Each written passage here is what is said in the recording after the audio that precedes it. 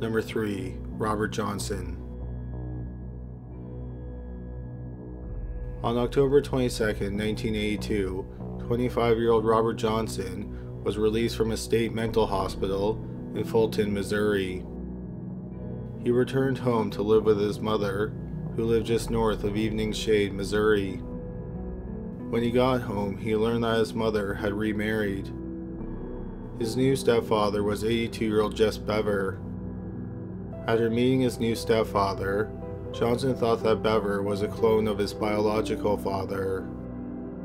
Johnson then hatched a plan to prove that he was a clone. 4 days after being released from the hospital, Johnson was left alone with Bever. Johnson picked up a baseball bat, and as the elderly man sat at the kitchen table, he hit him in the back of the head with the bat. He kept swinging until Bever was dead. He then picked up a handsaw and attempted to decapitate his new stepfather. However, he found it too difficult to cut through the spine. He wanted to cut off the head because in the head was microfilm that would prove that Bever was a clone. Johnson's mother came home and discovered the horrible scene. She immediately called the police. Johnson went to trial in 1984, and he was found not guilty by reason of insanity. He was committed to a psychiatric hospital. 2 photos from his crime scene have made it onto the internet, and they're horrifying. Number 2. Hannah Witheridge and David Miller. Surrey Beach is a picturesque tourist area on the Thai island of Koh Tao.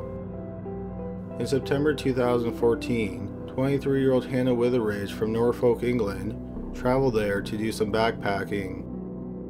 On September 14th, she was staying in a backpackers complex, and she met 24-year-old college student David Miller. Miller was from Jersey, which is an island in the English Channel. At about 4:30 a.m., Witheridge and Miller left a beachside bar together.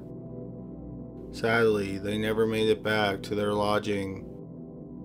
Just after 6 a.m., their bodies were found on the beach. Miller's body was floating face down in some shallow water, and a few feet away on the beach was the body of Hannah Witheridge.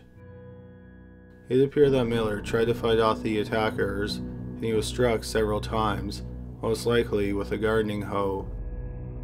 He then drowned in the shallow water. Witheridge suffered horrific head injuries that were caused by a gardening hoe. If you look at the crime scene photos, which are incredibly haunting, you can see the hoe in the frame. Witheridge's body was left in a position that made it clear that she had been sexually assaulted. The police think that she was raped by at least 2 men. The brutal double homicide made headlines in the United Kingdom. The police quickly arrested 2 men, Win Za Tun and Za Lin. In police custody, both men confessed to the murders, but they later recanted and said that they were coerced into confessing. The Thai police said that they have DNA evidence that connects the men to the crime. But at the trial for the 2 men, the head of forensics for Thailand said that there was DNA found on the murder weapon, but it didn't belong to either man. Regardless, 10 months after the double homicide, both men were found guilty and they were sentenced to death. The victims' families said that they are confident in the work of the Thai police and they think that the killers have been brought to justice. Number 1. Krista Pike. In early January 1995, 19-year-old Colleen Slemmer was taking classes at the Job Corps Center in Knoxville, Tennessee. During those early weeks of the year, she had a few run-ins with a fellow student named Krista Pike. Pike was 18 years old, and she thought that Slemmer liked her boyfriend, Tadaryl Shipp. On January 11, 1995, Pike told a friend named Kim Elio that she was going to kill Slemmer. Elio asked her why, and Pike said, "I just feel mean today." Elio just wrote it off as talk, and never thought that Pike would follow through with it. The next night, at about 8:15 p.m., Elio saw Pike walking across the campus with her boyfriend and another friend named Shadala Peterson. With them was Colleen Slemmer. About 2 hours later, she saw Pike, Shipp, and Peterson walking on campus, but Slemmer wasn't with them. About an hour later, Pike came to Ilo's dorm room. Pike was in a great mood. In great detail, she explained she had tortured and killed Slemmer. She said that first she forced Slemmer to take off her shirt and bra. Then she slashed her arms with a box cutter and a butcher knife. She carved a pentagram into her chest and her forehead. She then used the box cutter to slash Slemmer's throat. But Slemmer still wasn't dead. So she picked up a piece of asphalt and threw it at her head. When she threw the asphalt, it broke into smaller pieces. She then picked up the smaller pieces and threw those pieces at Slemmer's head. The asphalt caused Slemmer's skull to break into pieces. As proof that she killed Slemmer, Pike showed Ilo a piece of Slemmer's skull. While Pike talked about torturing and killing Slemmer, she danced around the dorm room and sang happily. Ilo wasn't sure what to think of the encounter, but she didn't go to the police. At about 8 a.m. the next day, a maintenance man made a disturbing discovery on a remote part of the campus. At first, he thought he found a dead animal, but then he soon realized it was a woman. He called the police, and they arrived shortly afterward. The officers were haunted by what they saw. The woman's face had been destroyed past the point of recognition. She was later identified as 19-year-old Colleen Slemmer. During the autopsy, the medical examiner vomited while she was thinking about what Slemmer went through before she died. Slemmer had been slashed many times with a butcher knife, and her throat was slit multiple times with a box cutter. The pentagrams were carved into her skin with a box cutter. The cause of death was blunt force trauma to the head. The medical examiner noted that a piece of her skull was missing.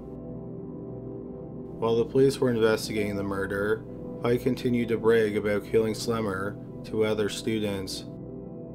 A counselor at the center had a meeting with Pike after the murder, and she left her jacket behind. When the counselor learned about the murder and that Pike was a suspect, he handed over the jacket to the police. In the pocket, they found a piece of Slemmer's skull.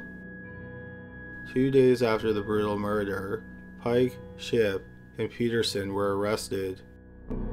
Krista Pike confessed to the murder. She said that while Slemmer was being tortured, she begged for her life. Shipp and Peterson admitted to being lookouts, and they watched the murder. At some point, Slemmer tried to run away, and one of them stopped her and threw her to the ground.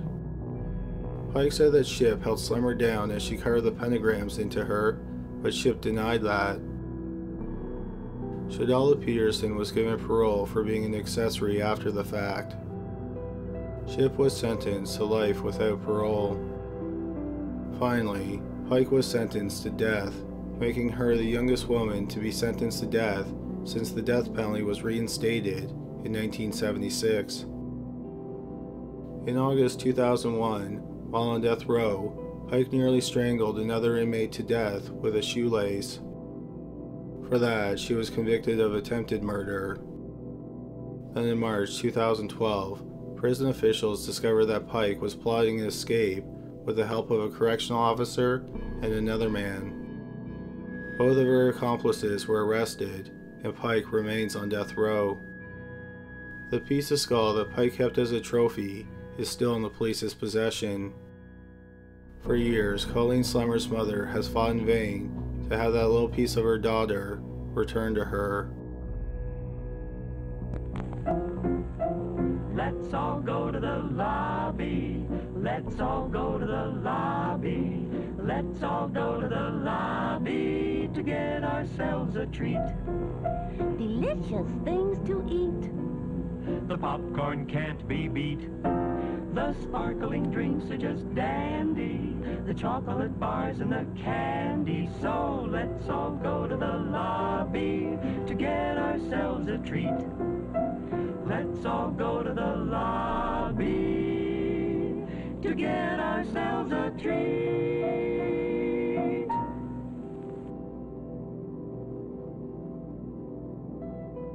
Number 3. Joyce McKinney. Joyce McKinney was born in North Carolina in 1956, and she moved to Utah in 1972. Starting when she was young, McKinney entered beauty pageants. In 1973, at the age of 22, she became Miss Wyoming World. McKinney was clearly a beautiful woman, and many people just wrote her off as a bimbo. But those people were wrong. She was very smart. She claimed her IQ was 168, and anything over 140 is considered genius level. Throughout her school career, she was enrolled in classes for gifted students. She moved west to get her doctoral degree in drama at Brigham Young University. While studying at the university, she met Kirk Anderson, who was 6 years younger than her. What happened between them is murky. Many people who knew them said that the relationship was one-sided. McKinney was the one who was more infatuated. McKinney, on the other hand, said that Anderson wanted to marry her the first day that they met. But then everything went wrong when he introduced her to his mother. She instantly disapproved of McKinney because of the way she dressed and because she wasn't a Mormon. Regardless of their relationship status, Anderson didn't return for the fall semester at BYU in 1977. Instead, the 23-year-old went on a missionary trip to England. He didn't tell McKinney that he was leaving. McKinney said that the church sent him on the trip to keep them apart. She hired a private investigator, and he tracked Anderson down. McKinney then convinced a friend, 24-year-old Keith May, to come to England with her. He agreed, and they flew to England. On September 14, 1977, McKinney and May found Anderson as he was leaving a meeting house for the Church of Latter-day Saints. Again, what happened here is murky, but here is what is known. Anderson disappeared for 3 days, and people at the church reported him missing. 3 days after he was last seen leaving the meeting house, Anderson called the police. He said that he had been kidnapped by McKinney and her friend. Her friend had a revolver, and they used chloroform on him. They loaded him into a vehicle and drove him over 200 miles away to a cottage. Inside the cottage, he was chained spread-eagle to a bed in mink-lace cuffs. McKinney read him quotes from the Bible, talked of marrying him, tried to seduce him, and sexually assaulted him 3 times. He said that he only escaped because he promised to marry her. When McKinney was arrested, she was driving a car, and her wedding dress was in the back seat. She completely denied Anderson's accusations. She said that there was no kidnapping, and Anderson wanted to be rescued from the church. She said he agreed to go to the cabin, and he wanted to be tied up. She said that the bondage helped him. She said that everything that happened was consensual. The tabloids in both England and the United States had a field day with the case. McKinney and Keith May were held in prison for 3 months and then released pending trial. After being released from prison, McKinney became a celebrity. She went to a party that was hosted by the Bee Gees. Men from all over the world sent her marriage proposals and maps to their homes so she could come and kidnap and rape them. While she was awaiting trial, McKinney obtained fake passports for her and May. In April 1978, using disguises, they flew to Canada and then crossed the border into the United States. Both she and May were found guilty in absentia. McKinney lay low for a while, but then in 1984, she was arrested again. She was arrested for stalking Kirk Anderson, who was working at the airport in Salt Lake City, Utah. In 2008, McKinney made headlines again. This time it was for traveling to South Korea to have her dog cloned. McKinney is the subject of Errol Morris's 2010 documentary, Tabloid. McKinney is currently a real estate agent, and she lives in Utah. Number 2. The Sperm Bandits. Zimbabwe is a landlocked country in southern Africa with a population of 16 million people. It's also home to an unusual series of unsolved crimes. Starting in 2010, a group of 3 women have been kidnapping men and raping them. They often target hitchhikers and travelers. Usually they offer their victim a drink, which is laced with some type of drug. If he declines the drink, then they force him to drink it at gunpoint. Then they take turns having sex with the man. Other times they don't force the man to drink, and they just rape him at gunpoint instead. In 2010 and 2011, 17 men reported being raped by the 3 women. Then in October 2011, 3 women were arrested after they were in a car accident. In the car, the police found 33 used condoms that all had semen in them. Several victims identified the women as the rapists. But while the women were in prison, the rapes didn't stop. In January 2012, 2 more rapes were reported. Then the DNA from the condoms were tested, and none of it matched any of the victims, so the women were released and the charges against them were dropped. The rapes also continued.